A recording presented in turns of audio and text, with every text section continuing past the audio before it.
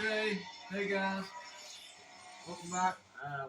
Welcome to our first episode of Drag Racer Video.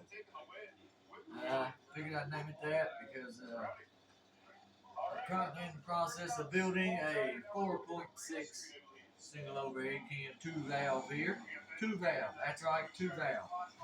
And planning on doing some no prep racing this summer, and also planning on doing some bracket racing. I live here in Kentucky, Lawrenceburg, Kentucky, Central Kentucky, and about 30 miles from Lexington. Anyway, kind of the reason I'm making this video, I used to be known as a different channel, uh, SN95 Mustang Action, and made several videos. I'm sure they're under my new channel name, Drag Racer Video. But what I'm going to do this summer, this spring and summer, and I'm planning on keeping content coming, at least one video every week, maybe 2 videos every week, depending on how much I get to race. Anyway, I built this engine over the summer, got it in the car. My car is a 2004 New Edge Mustang. It's the 40th anniversary edition, not just a 40th anniversary car. You know, all the 2004 Mustang GTs have the big round 40th anniversary badge on the fenders, but they did make a 40th anniversary edition. They only came in 3 colors: white, burgundy maroon color, a deep red, and then black. And all 3 colors, whether it was black, Oxford white, or burgundy maroon color, they all came with a kind of light gold stripe package. And the cars had a spoiler delete, special floor mats, special interior, two-tone seats, two-tone steering wheel, two-tone door panels. The 40th anniversary stamped in the floor mats. There's a lot. It's more or less a sticker and looks option for a 40th anniversary edition car.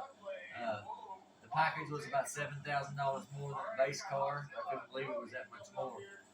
Uh, Due to no performance modifications other than just the stripe package.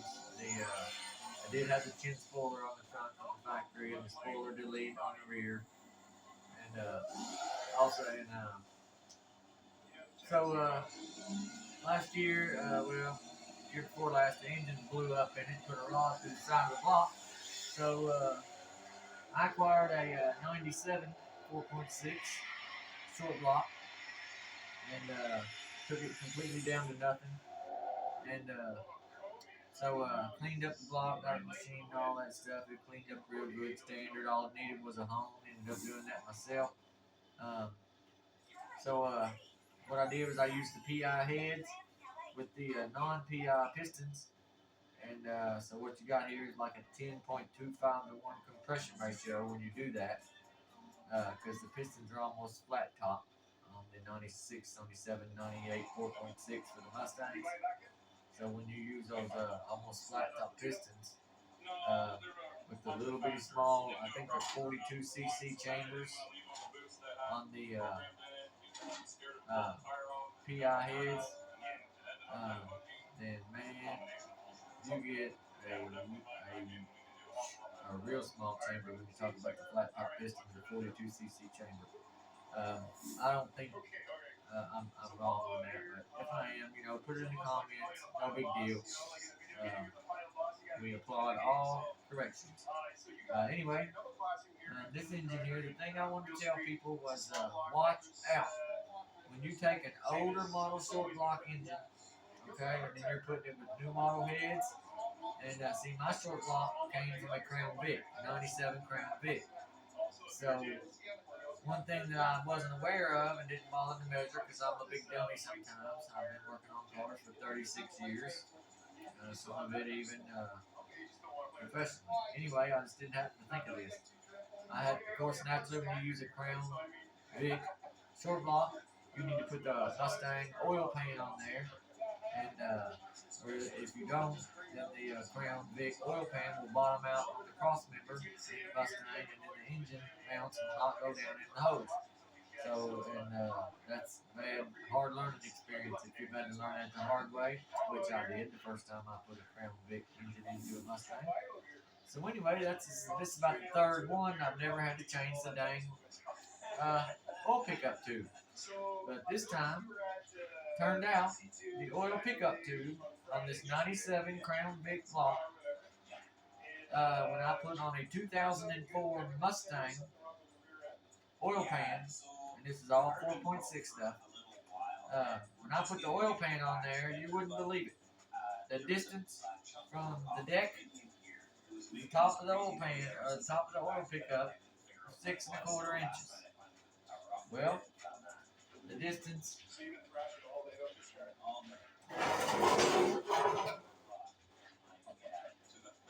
from the deepest part of the sump in the oil pan to the deck on the top of the oil pan, which is this part, the very bottom of the oil pan, turned out to be 6.25 inches. Actually, about 6 1/8, 6 3/16.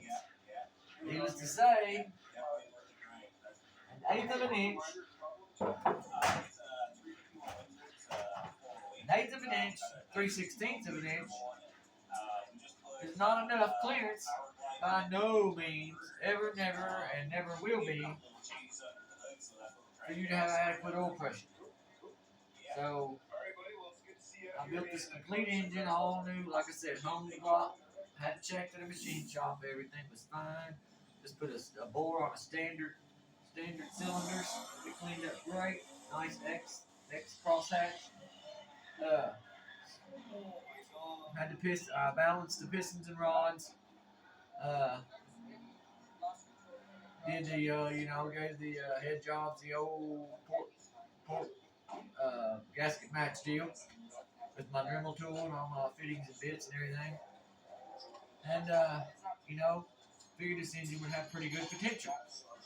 So I put a brand new Melling high volume oil pump in it, a nice brand new timing set with the steel tensioners with the ratchet locks, uh, 2 new timing chains, and 4 new guides. The whole timing set was new. Everything's new. Put it all together, and as you can see here, I got some BBK shorty headers. My son got me for Christmas last year. This car has a SLP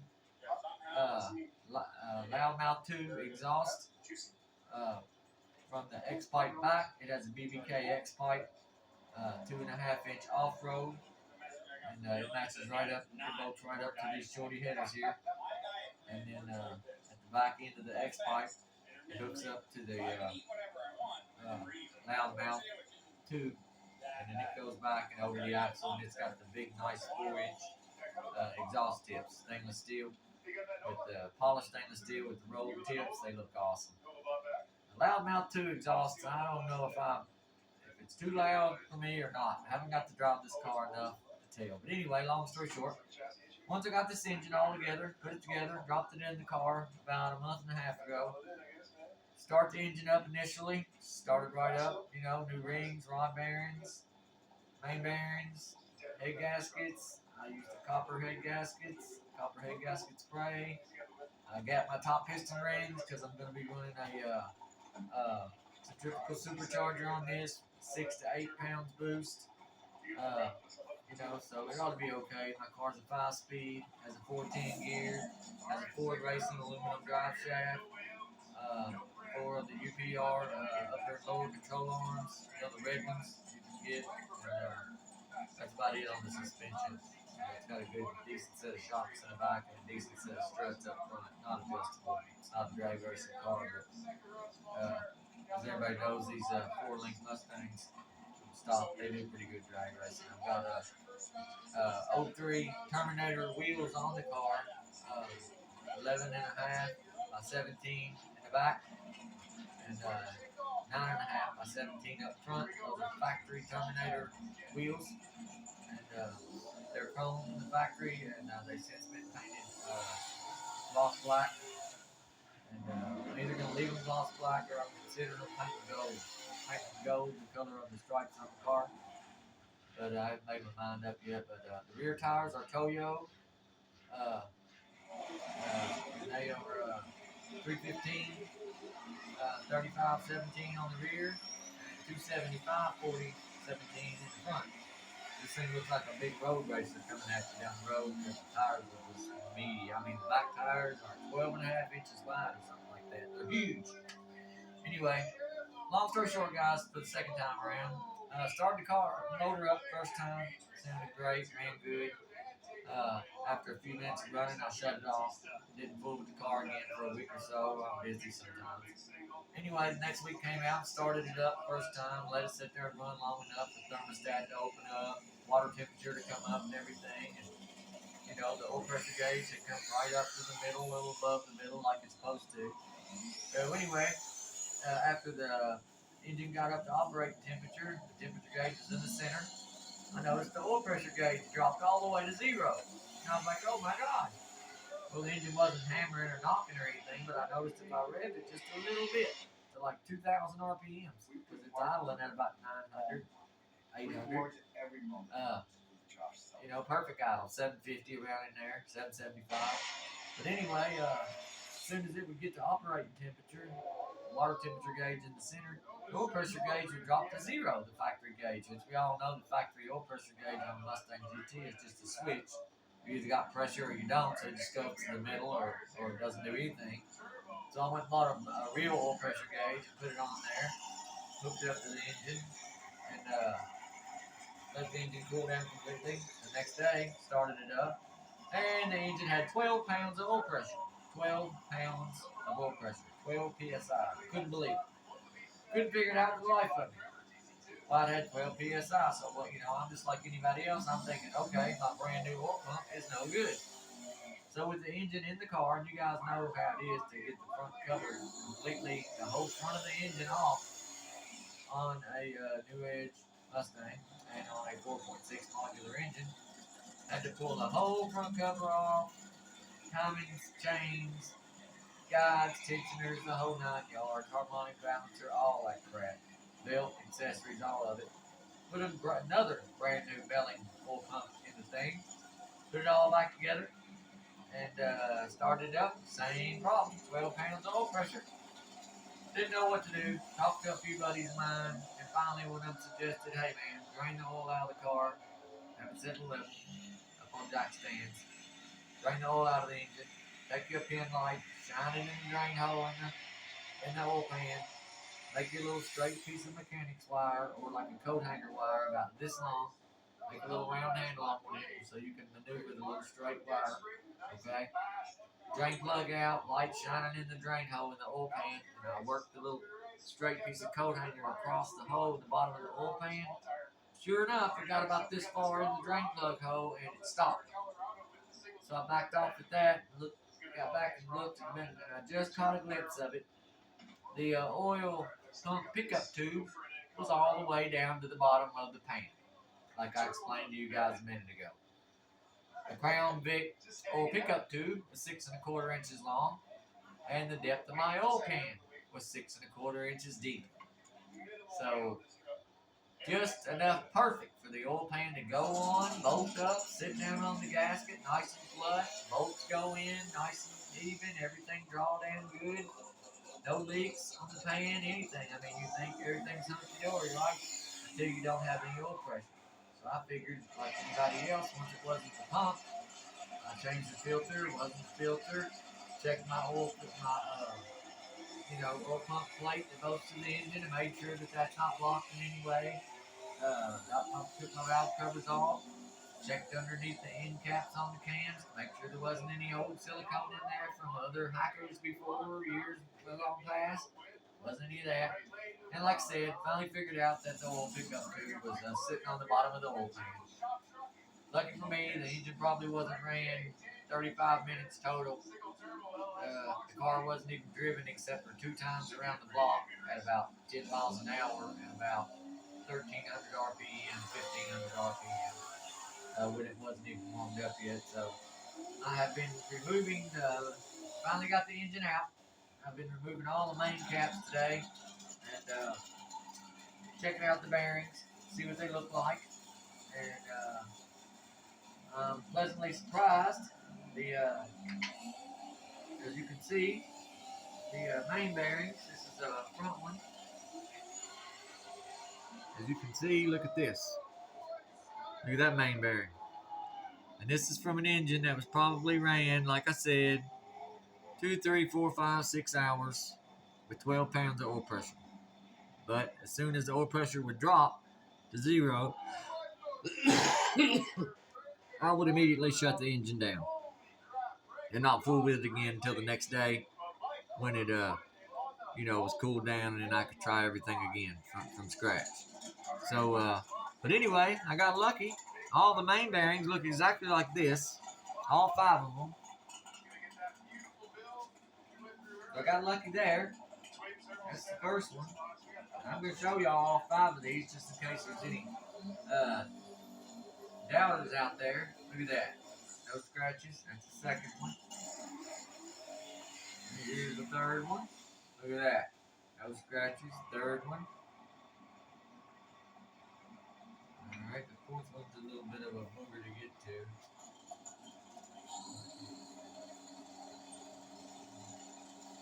Use the old head boat trauma to show them to everybody. Now, you see here? Nice and clean.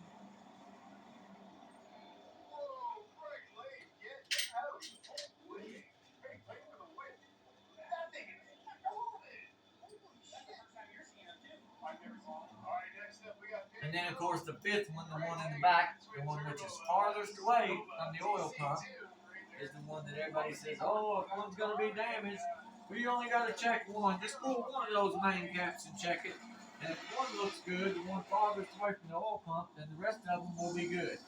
Well, I didn't trust that. So I pulled all 5 of them off to look at them. And sure enough, all 5 of them look great. And pardon me, guys, I'm watching a little bit of Pro Tree video here on YouTube. Anyway, let's turn the engine over here a little bit. We'll get real slow. Let's see here.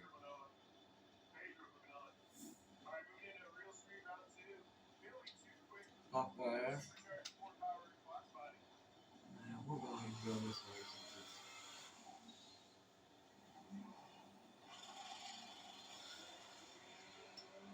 it's okay. Now, here's the main cap, all the way in the back of the engine, farthest away from the oil pump, and this is the one with the thrust bearing on it. As you can see,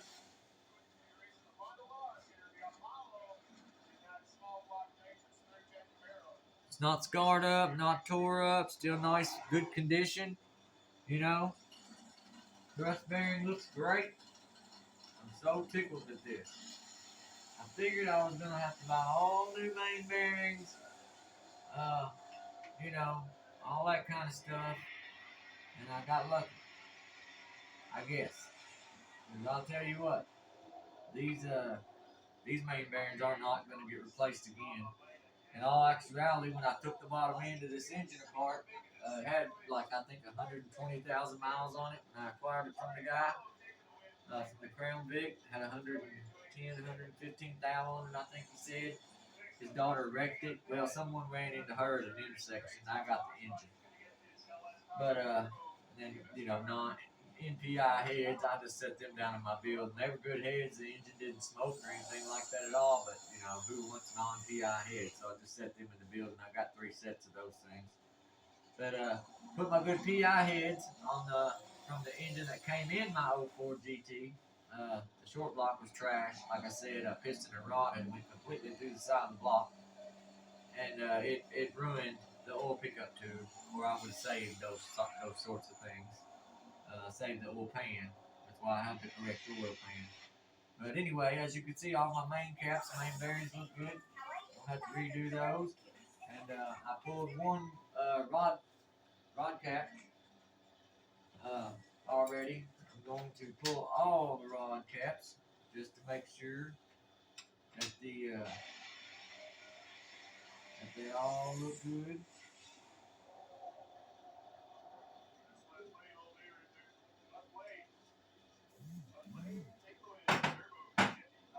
I got one right right here, number 3, that has already been removed. These are 11 mil. I'll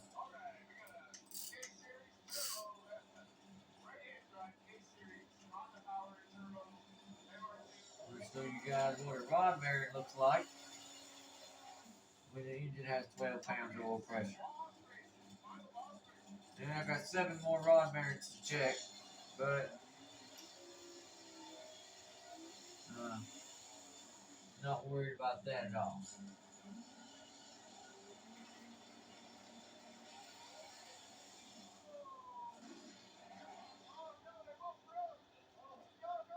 And the crank journals are just amazing. I can't believe it.